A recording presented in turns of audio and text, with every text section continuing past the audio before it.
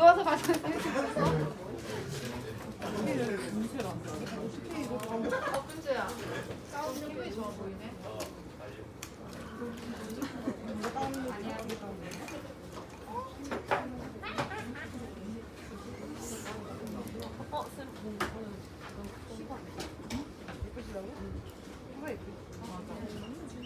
자, 천재? 너무 초대 타입이 거대한 거 아니에요? 아 너무 고대해. 저희 저런 거부터 배워도 돼요? 아, 한글 창제?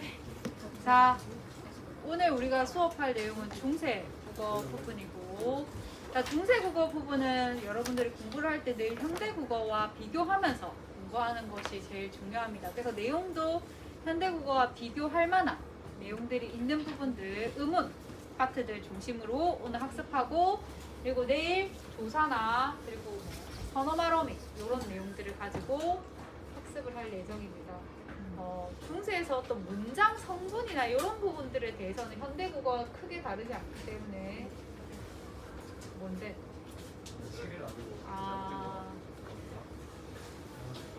자, 하기 때문에 문장 부분 같은 경우에는 중세에서 크게 다루지는 않고, 현대국어랑 비교해서 제일 많이 나오는 부분이 현대국어에 없는 중세국어에만 있었던 의문이라던가, 또는 중세에서 현대국어로 이렇게 변화된 의문의 종류라던가.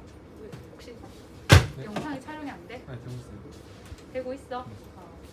그리고 조사 부분들, 조사도 현대국어랑 비교했을 때 좀 달라진 부분들을 중심으로 좀 학습을 하도록 하겠습니다. 자, 한글이라고 하는 거는 근대국어 때 지어진 이름이고, 원래는 훈민정음이었죠. 그치? 근데 훈민정음 의미가 뭐지? 그렇죠. 백성을 가르치는 바른 소리라고 해서 세종이 만든 이름이고, 이 제자 원리는 후대 학자들이 연구해서 밝혀낸 것이 아니라 세종이 직접 자 모음과 글자들을 만들고 내가 어떤 원리를 가지고 이 글자들을 만들었는지 설명한 훈민정음 해례본에 있는 내용을 정리한 내용입니다. 세종이 다 이렇게 과학적 원리에 따라서 만들었고, 우리가 한글이라고 하면 과학적인 글자다, 또는 창제자와 시기가 기록되어 있는 글자다, 음은 자질 문자다, 이런 얘기들을 많이 하게 되는데, 자, 과학적인 이유가 바로 이 제자 원리 때문에 그렇다라고 할 수 있습니다. 여기서 과학적이다라고 하는 거는 진짜 우리가 아는 그런 수리과학적이다라는 개념보다는 음성학의 원리에 따라서 논리적으로 만들었다라고 이해하는 것이 더 적절한 표현이겠죠. 자, 우리 글의 초성, 중성, 종성이 있는데 예전부터 우리 말은 있었거든. 이 우리 말을 잘 표현할 글이 없었다라는 게 문제죠. 딱 신라 시대쯤에 이런 우리 글을 조금 잘 활용을 해서 우리식만의 글을 만들려고 노력한 시도가 하나 있었어. 그게 뭘까? 무슨 표기법일까? 이두. 이두보다 좀 더 발전된 표기 형태. 그래? 뭘 했는데? 향찬 표기. 한자의 음과 뜻을 빌려서 만든 표기법, 향찰 표기고, 이 향찰 표기를 좀 쓰다가 일단 이 향찰 표기는 한자의 음과 뜻을 빌린 거기 때문에 기본적으로 되게 지배계층이 아니면 일단 한자를 알아야 되는 거니까 되게 쓰기가 힘들고 보편화되고 상용화되기가 힘든 거야. 그리고 지배계층들도 굳이 향찰 표기까지 쓸 이유를 잘 못 느껴. 그냥 한자 있는데 우리 한자 아는데 한자 쓰면 되지.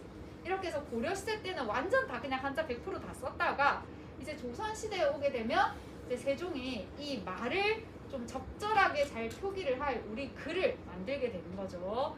세종이 되게 음성학적으로 굉장히 뛰어난 사람 중에 한 사람이라서 우리는 그냥 예를 들면 박상희의 박 이렇게 얘기해도 이 박이 첫 소리와 중간 소리와 끝 소리로 나눠져 있다는 걸 분석해내기 힘들잖아. 그지? 자, 분석해내기 힘든데 세종은 좀 이런 음성학적인으로 되게 예민했던 사람인 것 같아. 딱 들으면 박이라고 하는 이 말은 초성과 중성과 종성의 소리로 이루어진 글자다, 소리다, 이렇게 바로 분석을 해서 초성, 첫 소리와 중성, 중간 소리와 종성, 끝 소리로 이렇게 나누어서 맨 처음 이렇게 얘기하고 있어. 자, 이 초성자는 어떻게 만들어졌냐면 일단 기본적으로 좋은 기관의 모양을 떴습니다.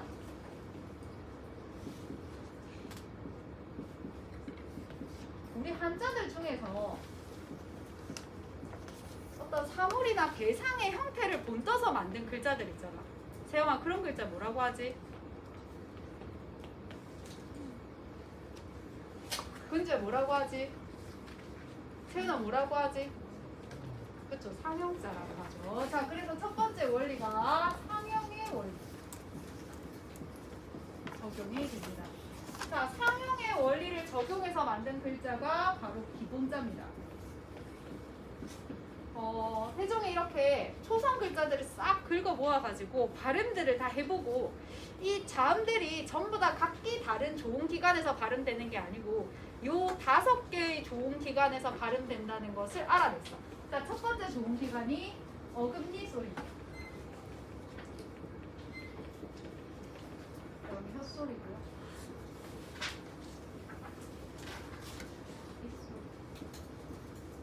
입술 소리.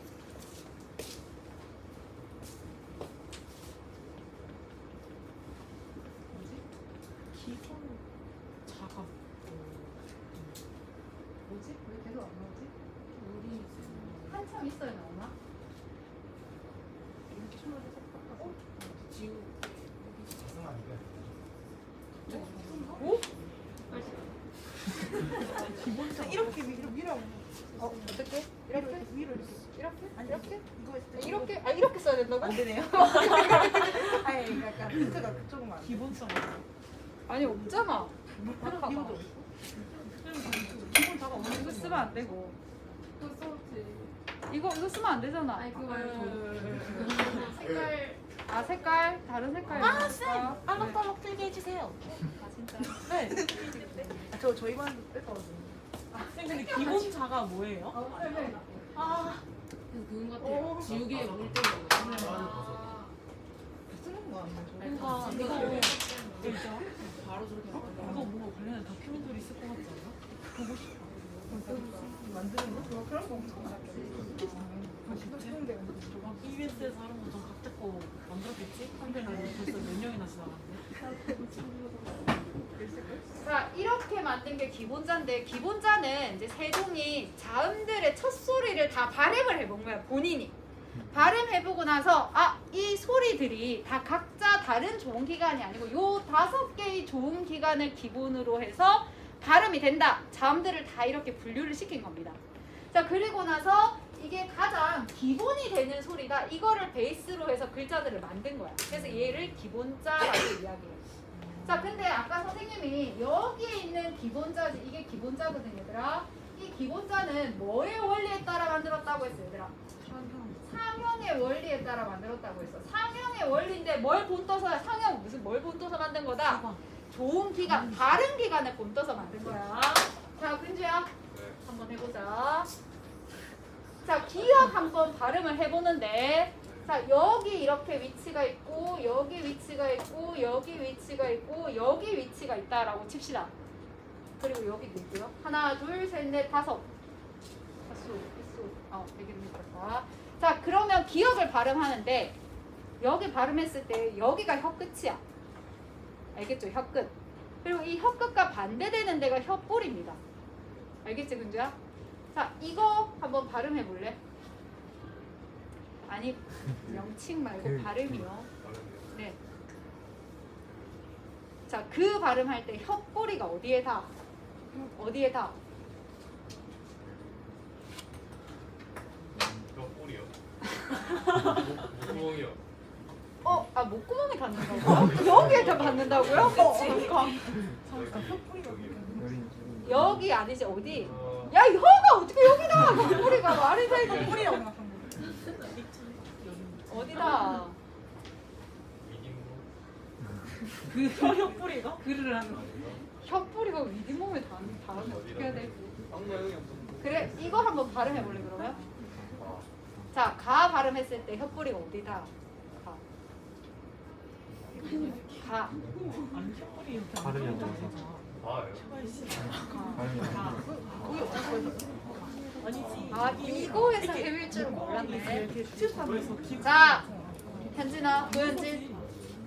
기억 안에 발음할 때 어떻게 발음해? 그거 어디서? 어? 육성이야? 이거 발음해보라고, 발음. 자, 혓뿌리가 어디에 닿아?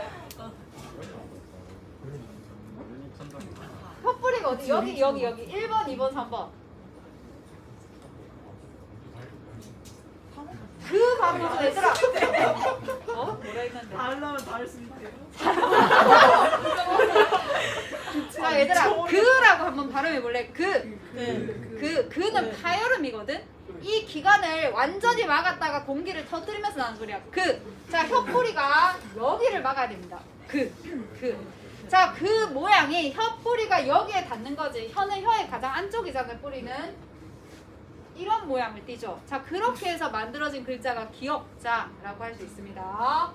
자, 그 다음에 니은입니다. 자, 니은을 발음할 때 혀 끝이 어디에 닿는지 한번 볼래? 혀 끝. 느 어디에 닿습니까? 혀 끝. 이쯤에 닿죠? 이쯤에 닿죠? 자, 그래서 이렇게 해서 만들어진 글자가 니은입니다. 느 이렇게 되는 거지. 자, 그 다음에 얘 발음해볼까? 얘 어떻게 발음하니? 무 어디에서 소리가 시작이 돼? 입술에서 소리가 시작이 되죠. 입술 모양을 이렇게 본떠서 미음 글자를 만들었습니다. 자, 그 다음에 자, 공기가 마찰이 되지. 어디에서 마찰이 되냐면 얘랑 여기 사이에 혀가 약간 이렇게 돼서 여기에 공기를 마찰이 시키면서 공기를 내보내는 거거든. 치아의 모양을 본떠가지고 시옷을 이렇게 만든 겁니다. 치아요? 치아. 이빨. 이빨? 예, 이빨이라고 하면 동물 같지만 이의 모양을 본떠서. 자, 마지막으로 얘 같은 경우에는 자, 마찰음이죠. 여기에 성대를 좁혀가지고 소리가 나는 겁니다. 자, 이래서 목구멍의 모양을 본뜬 거야. 그래서 좋은 기관의 모양을 본떠서 이렇게 만들었어. 자, 세종이 이렇게 만들고 나서 그 다음으로 글자를 만들 때는 어떻게 만들었냐면 소리의 세기에 따라서 소리의 획을 더했어. 지극히 단순한데 진짜 대박. 자, 이게 가획의 원리입니다.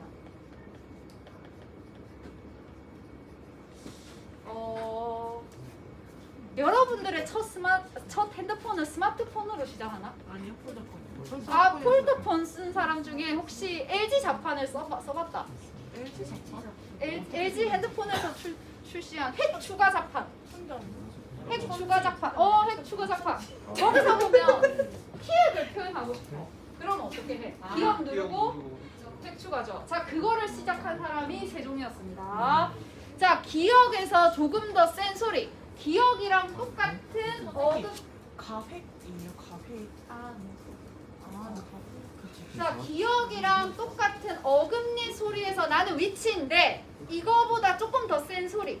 그에서 소리 조금 더 세게 해봐. 크가 되죠. 자, 이렇게 해서 나온 소리가 얘 소리입니다. 그치? 자, 디귿에서 동일한 위치, 동일한 혓소리야. 동일한 혓소리인데 조금 더 소리의 세기가 있는 소리. 트 이렇게 되는 거죠. 여기에서 또 획을 추가하면 트가 되겠죠. 자, 그리고 여기 디귿 다 말랐겠지. 자, 여기에서 추가한 획이 브, 트 이렇게 되고 여기도 즈, 츠. 그리고 우리가 지금은 없는 여린 히읗과 히읗 이렇게 해서 만들어진 글자가 가획자입니다. 자, 가획자는 가획의 원리에 따라서 만들어졌죠. 자, 그러면 요거를 잘 봐야 돼. 얘들아, 이 표를 외울 필요는 없거든. 근데 이 표를 이해할 수 있어야 돼. 자, 이 키읔 같은 경우에는 기역과 뭐는 동일하다고 파악해야 된다. 좋은 위치는 동일한 거야. 좋은 위치는 동일하고 뭐는 다르다? 세기가 다른 겁니다. 세기가 다른 걸 어떻게 표현한다? 획을 추가함으로써 표현해. 자, 그러면 현진아, 잘생긴 현진이. 다 아무나 대답하면 되지. 아, 누가 봐도 도현진이야? 누가 봐도 도현진이야? 누가 보면 아, 내가 봤을 때 네가 더 괜찮은 것 같은데. 저희 학교에 이런 선생님의 일원에 담겨있는 의미가 되게 궁금하네. 복합적인 복합적인 의미가 담겨있을 것만 같다. 자, 내가 생각하는 자, 미남자 현진아 유. 자, 여기 키읔이야. 자, 이 키읔이라고 하는 게 하나의 의문이지. 그치, 의문이잖아. 이거 의문이라고 하잖아. 자모음을 의문이라고 하니까 얘들아 이게 의문이야. 그래서 우리 국어에 가지고 의문 문자라고 이야기를 해. 자, 근데 여기서 이 키읔이라고 하는 자음은 정보를 가지고 있죠. 의문과 관련된 문법적 정보를 제공해줘. 첫 번째 무슨 정보를 제공해줍니까? 이 글자만 보고. 이게 무슨 모양을 본떴다고 했어, 얘들아? 좋은 기관. 좋은 기관의 모양을 본떴잖아. 자, 그러니까 키읔은 어디에서 발음되는지 이 글자를 보고 알 수 있어. 와 미쳤네. 어디에서 발음돼, 얘들아? 열이 열인 입천장 이 새끼야. 이거 영상 못 나도 모르게. 아, 열인 입천장 뭐 해도 맞지. 설명할 때 내가 그렇게 설명을 했네. 어금니 소리라고 하는 좋은 위치가 정보가 되잖아, 그지? 자, 그리고 여기는 이게 획이 추가됐다라는 점에서 훨씬 더 센 소리, 거센 소리다라고 하는 문법적 정보를 제공을 해. 자, 우리가 이 영어 알파벳 A라고 하는 글자를 봤을 때는 여기에 제공되는 어떠한 정보가 없죠. 하지만 얘 같은 경우에는 발음되는 위치 그리고 소리의 세기 정도를 알려주는 거야. 글자 음운 하나로. 이런 것을 뭐라고 하냐면 음운 자질 문자라는 말을 씁니다. 그래서 자음이 한글이 음운 자질 문자고 굉장히 음성학의 원리에 따라서 만들어진 과학적인 글자다라고 평가받는 게 바로 이 자음 제자 원리 때문에 그렇습니다. 세종이 굉장히 진짜 대단한 사람이지 않나? 이거 어떻게 정리? 여러분들이 아는 것보다 말씀해주신 거 어떻게 정리해요? 뭘 어떻게 정리해야지? 어떻게 정리할 수 있어요? 자질 문자. 아, 너 음운 자질 문자다까지 몰라도 돼. 음운 자질 문자다라는 말을 많이 쓰는데 왜 음운 자질 문자다는 건지 그래도 한글을 쓰면 우리가 좀 알아야 되지 않을까라고 해서 설명을 했습니다. 자, 일단 요걸 잘 알면 돼. 기본자를 좋은 기관의 모양을 본떠서 상황의 원리에 따라 만들었다. 그리고 소리의 세기는 획을 추가해서 이렇게 만들었다. 여기에 있는 기역과 키읔은 좋은 위치가 동일하다. 알겠죠? 자, 요 정도까지 해서 세종이 이렇게 자음 만들고 추가로 자음을 3개 더 만들었습니다. 추가로 만든 글자가 바로 이채자입니다. 이채자. 이가 달을 이자야. 이거 상형과 가액의 원리에 따르지 않고 내가 별도로 만든 글자가 이채자가 됩니다. 자, 이채자 대표적인 게 얘입니다. 여기 얘랑 여기 얘랑 좀 달라. 얘는 그냥 동그라미고 얘는 이렇게 됐죠. 얘를 얘 이응이라고 왜 나왔다고 안 나왔다고 하는 거지? 알 수가 없구나. 더위 먹었어? 아, 지웠네. 아, 굉장히 예민하네. 그러니까 얘 이응이고 이채자로 더 만든 게 자음 리을. 오늘날의 자음 리을. 또 재미셨어. 요거를 만들었어. 얘들아 이거 뭐라고 하는지 혹시 아니? 세모. 세모? 그렇죠. 반치음입니다. 반치음. 자, 반치음은 어떻게 소리가 나냐면 시옷과 지읒의 중간 발음이야. 자, 네? 그래서 어떻게 발음해야 돼? 시옷과 지읒의 중간 발음. 지읒을 느끼하게 발음하면 됩니다. 그렇지. 즈라고 하는 거야. 즈. 진동인데? 예전에 이런 글자가 있었거든. 네? 이런 글자. 마. 단어인데 마. 여기 있는 이 점을 아레아라고 해요. 아레아는 앞에 거는 아로 발음하면 되고 뒤에 거는 으로 발음하면 됩니다. 근데 이때는 그냥 다 아로 발음했다라고 생각을 하면 돼. 맞아. 자, 얘는 발음을 어떻게 하냐면 맞아. 그치, 맞아. 이렇게 한국어 발음을 맞아요? 그렇게 발음을 했지. 자, 근데 이게 오늘날의 마음이 되죠. 네? 저희 왜 이렇게 갑자기 됐나요? 아, 그래서 제가. 이렇게 맞아. 마을도 원래는 마잘 이런 거였죠. 자, 근데 얘들아, 시옷과 지읒의 중간 발음 우리가 지금 봐도 이런 발음이 있었어라고 생각을 하지. 이게 이렇게 해서 세종이 만들고 나서 이제 공포를 했어. 사람들이 썼는데 세종은 굉장히 음성학적으로 예민한 사람이었기 때문에 굉장히 섬세한 자음들을 다 구분할 수 있어. 음성들을. 근데 우리는 그냥 보통의 사람이잖아. 시옷과 지읒과 그 사이에 반치음을 다 구분하지 못하는 거야. 그래서 무슨 소리는 사라지게 된다. 반치음 소리는 상당수 사라지게 됩니다. 자, 그래서 반치음은 나중에 형태가 거의 다 사라졌다. 이게 영형태, 소실되었다라고 보통 이야기를 해. 일부는 시옷음으로 바뀌기도 했습니다. 일부는 시옷음으로 바뀌기도 했습니다. 자, 이렇게 세종이 만들었는데 여기서 우리가 좀 잘 알아야 되는 거. 자, 만들어진 자음 제자 원리. 상형의 원리, 가액의 원리, 이체자까지 좀 잘 아셔야 되고. 자, 그리고 왜? 이체자를 이렇게 적는 저것도 어금니 수이랑. 네, 이렇게 한 건 또 얘가 어금니 위치에서 나는 이체자야. 얘는 혓소리에서 나는 이체자고 얘는 입소리에서 나는 이체자입니다. 자, 여기서 우리가 좀 더 의문으로 봐야 되는 거는 현대 국어랑 비교했을 때 달라진 자음. 예. 그리고 예. 이 세 개를 좀 잘 봐야겠죠. 자, 그 중에서도 예디음과 반치음을 좀 볼 필요가 있는데, 자, 얘는 여린 히읗이야. 여린 히읗. 히읗보다 소리가 약하다고 해서 여린 히읗입니다. 얘들아, 히읗보다 약한 소리 뭐 어떻게 내는 거야? 이런 생각 들죠? 네. 이음보다는 소리가 세고 히읗보다는 소리가 약해서 여린 히읗이라고 하거든. 이런 소리 마찬가지 금방 구분할 수 없기 때문에 거의 다 사라졌습니다. 세종이 딱 만들고 나서 한 세기 정도는 막 쓰여. 왜냐면 세종이 시범 사업 같은 것들을 많이 하거든. 그때 여러 가지 뭐 월인 청강지곡부터 해서 이런 것들이 다 이렇게 국민저금을 사용해서 다 이렇게 기록이 됩니다. 그때는 막 다 쓰여서 정석대로 다 쓰였다가 뒤에 사람들 실생활로 사용될 때는 상당수 많이 사라지게 돼.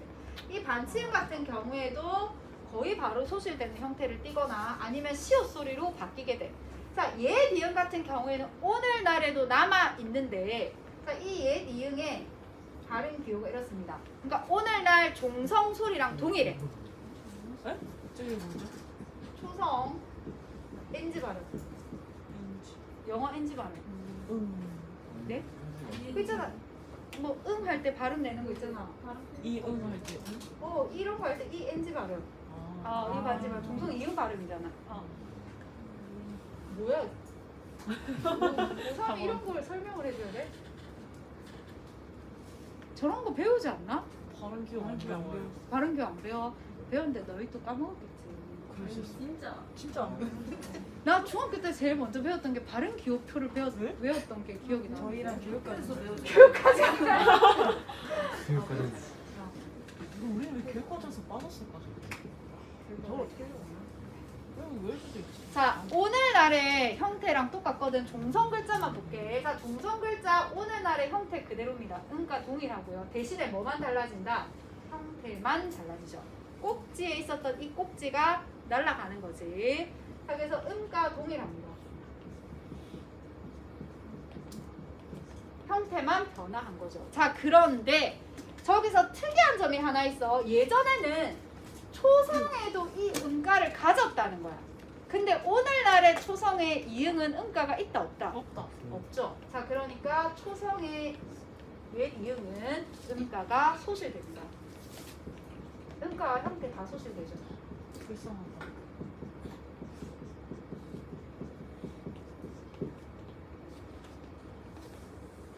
자, 이렇게 만든 게 세종이 만든 자음 글자 전부야. 자, 그러면 현대국어랑 비교를 했을 때 뭐가 없어? 뭐가 없을까? 어떤 계열이 없어. 어떤 계열이 없는 것 같아? 쯔쯔. 그쵸? 쯔, 스, 끄. 뭐가 없습니까? 된소리가 없어. 된소리. 세종은 된소리를 이렇게 한글 창제 제자 원리로 넣지 않았습니다. 그러니까 제자 원리로 만든 건 요 글자가 전부 다고, 자, 제자 원리 다 하고 나서 그 다음에 세종이 첫 번째 파트가 제자 원리거든. 두 번째 파트가 글자 운용법이야. 운용은 활용법. 내가 이렇게 자음과 모음을 만들었는데 요렇게도 쓸 수 있다로 제시한 게 뒤에 된소리로 쓸 수 있다. 나란히 쓰기를 해서 할 수 있다. 라고 나온 게 병서법입니다. 병서법. 자, 그래서 나란히 쓰기를 하는데 얘들아 공부하다 보면 이렇게 나란히 쓰죠. 네. 이런 것을 각자 병서라고 이야기해요. 또 엄마가 자, 근데 병신 아니야. 네? 네? 아니, 이게 정말 비읍 시옷 시옷이야. 자, 요렇게 다른 자음들을 가지고 쓴 것도 있어. 이런 것을 합용병서라고 합니다. 병서법이라고. 네, 이걸 다 병서법이라고 해. 글자 운영 원리? 이유? 네, 글자 운용 원리. 이걸 각자 각자. 아니, 이거 왜 이리 심하게 안 나오지? 물기가 있어. 물기가 이렇게 심하게? 자, 이렇게 합용병서가 비읍 시옷만 있는 게 아니고 얘도 기역 시옷도 있고요. 심지어 비읍 시옷 디귿도 있습니다. 미쳤네. 그러니까 이렇게 되어 있으면 예전에 이런 글자가 있었거든. 자, 근저 이거 어떻게 발음할까? 참고로 합용병서는 모든 자음을 다 발음을 해줬습니다. 네? 발음을 다 해줘. 그러니까 무쌀, 네? 무쌀, 무쌀. 부 발음해주고 뒤에 얘를 합쳐서 쌀 발음해주는 거죠. 무쌀. 자, 그러면 얘들아, 지금 현대 국어에서는 이런 글자가 없지. 초성에 두 개의 소리가 올 수가 없죠. 영어는 가능하잖아, 그지? 영어 같은 경우에는 가능하지만 국어에서 현대 국어에서는 안 되지. 중세에서는 이게 됐습니다. 중세에서는 어두 자음군이 올 수가 있었어. 현대 국어는 어두 자음군이 안 되죠. 중세는 어두에 둘 이상의 자음이 올 수 있었고 이 둘 이상의 자음이 모두 다 발음이 되었습니다. 자, 그런데 이게 오늘날 쌀로 바뀐 거죠. 이런 식으로. 저건 어떻게 피? 자, 저 글자 운용법은 쌤이 다음 시간에 한 번 더 얘기를 해줄 거야. 자, 일단 요렇게 됐고 젠소리를 따로 만든 건 아니었다. 자, 그 다음에 중성 보겠습니다. 자, 우리가 흔히 한글이 과학적이다라고 할 때는 초성자를 보통 기준으로 하는 경우가 많아. 중성자는 뭐를 기준으로 만들어졌냐면 성리학의 원리에 따라서 만들어졌습니다. 조선을 지배했던 가장 큰 학문이었죠. 자, 성리학에서 가장 중요하다라고 여기는 세 가지 아이템이 있었거든. 그걸 삼재라고 이야기해. 삼재. 자, 뭘까? 성리학에서 우주 만물을 이루는 가장 중요한 세 가지. 하늘, 땅, 사람. 그렇죠. 하늘, 땅, 사람이죠. 하늘 한자로 천, 땅, 지, 사람, 인. 그래서 천지인의 원리에 따라서 기본자 세자를 만들었습니다. 그 아까 현진아 획 추가를 얘기했는데 혹시 지금도 삼성 갤럭시 계열의 스마트폰 쓰면 키보드 자판을 천지인 자판으로 설정할 수 있잖아, 그지? 근데 천지인 자판을 만든 것이 그거를 가능하게 만든 게 세종이죠. 세종이 제일 먼저 썼던 원리야. 그걸 보고 나중에 삼성연구원이 차용을 해서 천지인 자판을 만들고 그게 굉장히 특허를 냈죠. 실제로 한글이 특허를 냈다고 들었는데 한글이 이게 되게 대단한 글자들 중에 하나가 우리는 모음, 천지인 세 개만 있으면 표시할 수 없는 모음이 없지. 다 표시할 수 있죠. 근데 하나의 글자가 하나의 의미를 띠는 그런 중국어 같은 경우에 한자 같은 경우에 실제로 핸드폰에 입력을 할 때 그 많은 한자를 다 어떻게 입력을 다 자판으로 실어 놓을 수가 없잖아. 그래서 영어로 먼저 쓰고 그 영어 입력을 누르면 그 제일 많이 쓰는 빈도의 횟수의 한자들이 차작 뜬대. 거기서 내가 원하는 한자를 찾아서 입력하는 방식으로 이렇게 쓴다라고 하더라고. 굉장히 시간이 많이 걸리는 방식이지. 자, 중성자는 안 나오겠지. 중성자. 성리학의 원리인 천지인 삼재의 모양을 본떴습니다. 이것도 상형의 원리야. 자, 상형의 원리가 중성자에서도 나오는데 초성에서는 좋은 기간을 본떴다는 거고 중성에서는 진짜 천지인의 모양을 본뜬 거죠. 하늘이니까 동그랗게 했고요. 땅이니까 평평하게 하고 사람은 그 위에 서 있다라고 해서 이렇게 만들었습니다. 그 당시 사람들의 사고방식이 하늘은 동그랗다고 생각을 했대. 자, 이렇게 해서 만들었는데 이게 기본자겠죠. 자, 이렇게 기본 세자를 만들고 나서 그 다음에 선택한 세종의 방법은 우리가 한글에서 여러 가지 글자 조합해서 쓰듯이 하는 방법입니다. 자, 그래서 얘를 의와 이에 각각 한 번씩 결합을 하는 거야. 자, 그러면 이렇게 해서 되게 되면 만들어지는 글자가 오겠죠. 이렇게 해서 만들어지는 글자가 우가 되겠지. 이렇게 이렇게 해서 만들어지는 것이 어고 이렇게 해서 만들어지는 것이 아가 됩니다. 자, 이렇게 해서 만들어진 글자 얘가 얘랑 각각 한 번씩 결합해서 만들어진 글자를 초출자라고 이야기해요.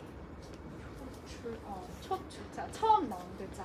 자, 이렇게 해서 네 개의 모음을 만들었고요. 자, 이후에 한 번 더 이게 일어나. 자, 초출자에서 한 번 더 아래아를 더해줍니다. 자, 여기서 아래아를 한 번 더해주면 요, 한 번 더해주면 유, 더해주면 여, 야 이렇게 되겠죠. 자, 이렇게 만들어진 글자가 제출자가 되죠. 그럼 얘들아 이렇게 표현할 수도 있겠지. 이 제출자라고 하는 것은 초출자에 아래아를 한 번 더했다 라고도 말할 수 있고 아니면 기본자에다가 뭘 두 번 더한 거다? 아래아를 두 번 더한 거다. 이렇게도 얘기할 수 있습니다. 어떻게든 얘기해도 상관없는 거죠. 자, 그리고 여기에 이 기본자 같은 경우에는 천지인의 모양을 보던 상형의 원리가 적용이 되었고 여기 나오는 초출자와 제출자 같은 경우에는 글자들이 합쳐졌죠. 자, 이런 것을 합용의 원리라고 합니다. 합용의 원리에 따라서 글자들이 만들어졌다. 세종이 만든 모음자는 이게 전부 답니다. 근데 우리가 아는 모음은 얘도 있고 얘도 있고 엄청 많죠.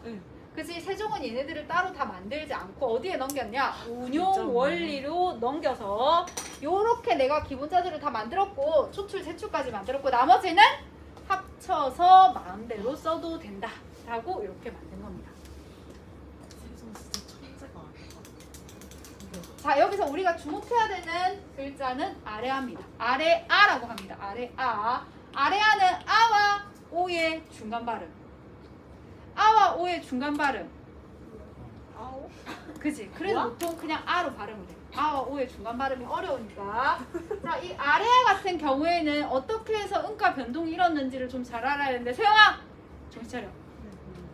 내가 방금 뭐라고 했지? 정신 차려 앞에. 세영아 앞에. 뭘 꼭 알아야 된다고? 아래아의 변동을 알아야 된다고. 알겠지? 자, 아래아는 음가 소실과 표기가 사라진 것이 좀 나누어서 돼. 보통은 다 음가가 사라지면 표기도 자연스럽게 사라지는데 이 아래아는 진짜 오랫동안 많이 쓰였거든. 그러다 보니까 사람들이 음가가 없는데도 아래아 표기를 하는 거야. 예를 들면 자, 마잠이라고 하는 게 마음으로 발음이 돼. 발음이 되는데 사람들이 계속 습관적으로 어떻게 한다고? 아래아를 그냥 쓰는 거야. 관습적으로. 아라고 발음하면서 아래아로 발음하지도 않으면서 아래아 표기를 쓰는 겁니다. 계속. 자, 그래서 표기상 사라진 거는 1933년에 한국어학회에서 만들어진 한글 맞춤법 표준안이 발표되고 나서 완전히 사라지게 되었고 그 전까지는 계속 관습적으로 표기가 쓰였습니다. 자, 두 차례에 걸쳐서 음가가 소실되는데 16세기와 18세기에 거쳐서 자, 16세기 둘째 음절이야.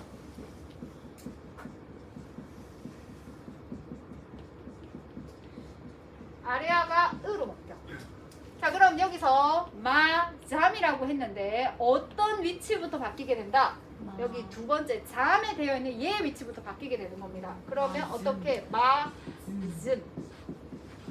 이렇게 16세기에 이미 되었을 것이다. 그리고 이때쯤 해서 반치음도 음가가 사라졌을 것이다 라고 예측할 수 있는 거죠. 이렇게 되겠지. 자, 그리고 18세기 들어오게 되면 첫음절에서 아래아가 아로 바뀌어. 자, 여기서 아로 바뀌는 거죠. 이렇게 되었을 것이다 라고 추측하고 있습니다. 자, 아래아는 좀 중요하니까 꼭 잘 기억을 해주시고. 자, 이렇게 해서 초성자랑 중성자를 이렇게 만들었어요. 자, 종성자는 세종이 뭐라고 했냐면 종성, 부용, 초성이라고 해서 별도로 종성자 만들지 않고 초성에 만든 글자를 다시 쓴다. 이렇게 해놨습니다. 자, 이렇게 해서 제자 원리는 이렇게 밝혀져 있고 뒷페이지 넘기면 글자 운용 원리라고 되어 있어요, 얘들아. 자, 자, 문자의 운용이라고 해서 2번 되어 있죠. 자, 세종이 제자 원리들을 쭉 얘기하고 나서 문자의 운용이라 해서 이어쓰기, 연서, 나란히 쓰기, 병서, 붙여쓰기, 부서 이렇게 세 가지 방법을 제안을 했어. 자, 근데 여기서 주의해야 되는 게 이어쓰기가 있는데 이어적기도 있거든. 네? 이어쓰기라는 용어가 있는데 이어적기라는 용어도 있어. 그래서 그 뒷장 한 장만 넘겨보면 표기법 부분에 이어적기 연철, 거듭적기 공철, 끊어적기 분철 이렇게 되어 있거든. 그래서 쓰기와 적기를 구분하셔야 됩니다. 내가 너무 이 용어 구분이 어렵다 싶으면 그냥 한자를 외워도 돼요. 연서, 병서 이렇게 써도 됩니다. 자, 그래서 이어쓰기 연서법, 나란히 쓰기 병서법. 쓸서자니까 그렇게 생각해도 되지 않을까? 쓸서. 붙여쓰기 부서법 이렇게 세 가지 법을 가지고 오는데, 자, 이어쓰기는 입술 소리들을 뭐 이게 제일 대표적인데 이 밑에 동그라미를 붙이는 거. 이게 연서법입니다. 왜 붙이는 거예요? 가벼운 소리. 예? 비읍보다 조금 가벼운 소리. 그래서 입술 가벼운 소리라고 이야기해. 입술 가벼운 소리, 순경음입니다. 한자로 순경음. 순우리말로 하면 입술 가벼운 소리. 이 중에 얘네들은 거의 잘 안 쓰이고 얘만 좀 쓰였습니다. 순경음. 그러니까 세종이 너무 디테일한 거야. 너무 한자들을 우리 글자들을 많이 만든 거죠. 그래서 만든 게 얘도 있고요, 얘도 있고 이런 소리 밑에 좀 가벼운 소리들이 있다라고 해서 이렇게 만든 게 연서법입니다. 가벼운 소리, 비읍보다 좀 더 가벼운 소리. 그러니까 이거를 좀 더 설명을 하면 일반적으로 자음은 울림 소리가 아니잖아. 그죠. 안 울림 소리잖아, 그지? 우리 국어 자음에서 울림 소리에 해당하는 게 느르, 느으밖에 없었죠. 근데 이 순경음이 붙게 되면 다 울림 소리가 돼. 가벼운 소리가 돼서. 그런 소리가 있었나 봐. 이것까지가 해야 되는지 모르겠는데. 자, 그런데 거의 안 쓰였고요. 만들기는 했는데 요것만 거의 쓰였습니다. 뭐죠? 그 어디 있어? 세종어제 훈민정을 보면 내가 이를 위하여 어렵게 여겨 쉽게 뭐 만든다, 수빈이겨 이런 말이 있거든. 쉽게 익혀서 할 때 수비라는 말을 쓰는데 그 수비에 이런 말이 사용되고 있어요. 근데 얘 잘 안 쓰여가지고 거기다 어떻게 바뀌었냐면 반목 오우 계열로 거의 다 바뀝니다. 반목 예? 오우 계열로. 비읍이요? 어떻게 네, 적혀있어요? 비읍이 반목 오우 계열로. 저건 어디다가 표기해야 돼요? 무슨 카테고리지 저게? 저기 있잖아, 이어쓰기 부분에 입술 소리를 이응을 입술 소리 아래 써가지고 입술 가벼운 소리로 만든다. 이게 아예 응가 소실되거나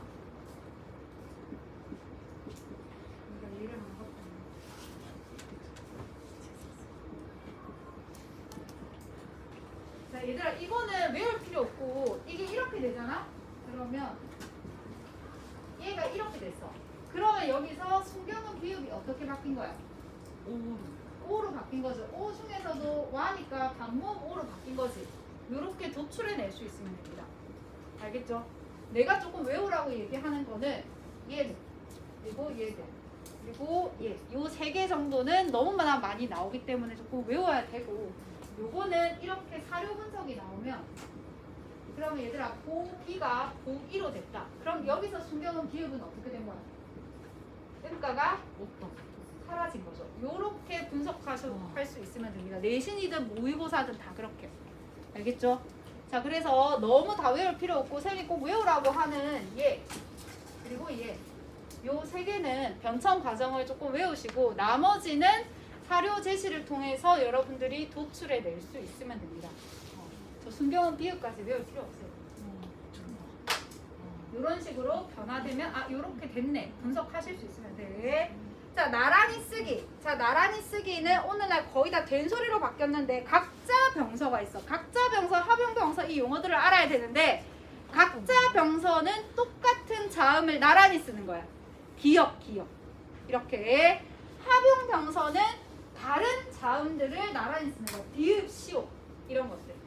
자, 얘들아 학생들이 나중에 뭐를 많이 헷갈려 하냐면 하용 병서랑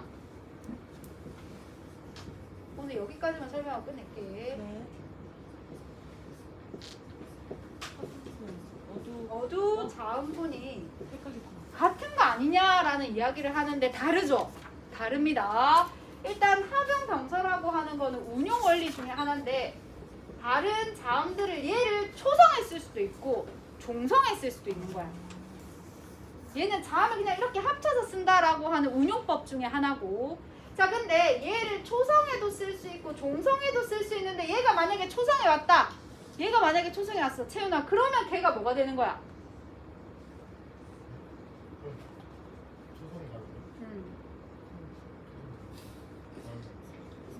얘가 초성에 갔어. 그럼 얘는 이제 뭐가 되는 거야? 어두, 자음, 군이 되는 겁니다. 어두가 초성이야 얘들아. 초성. 어두, 초성 자리에 자음군, 둘 이상의 자음이 왔다 이런 뜻이야. 그러니까 합용병서라고 해서 무조건 어두, 자음군이라고 말할 수 있다 없다? 없다. 말할 수 없는 겁니다. 자, 그 차이를 좀 잘 아시면 됩니다. 자, 오늘 여기까지 하겠습니다. 어쩌면 조선시대